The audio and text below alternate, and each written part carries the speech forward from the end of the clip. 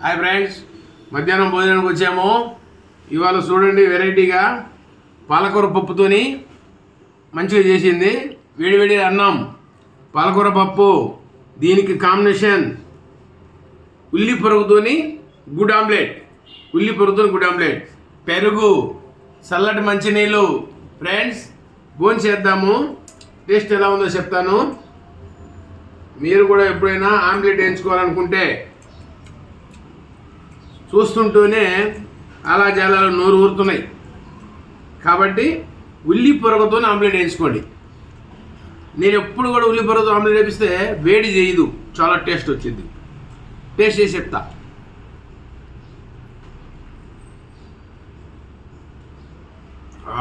పాలకూర పప్పు అమోహం. ఇప్పుడు ఆమ్లెట్ వేసే చెప్తా.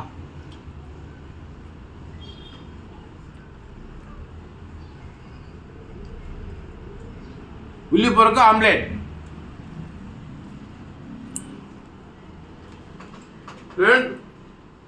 చాలా బాగుంది, అమోహంగా ఉంది.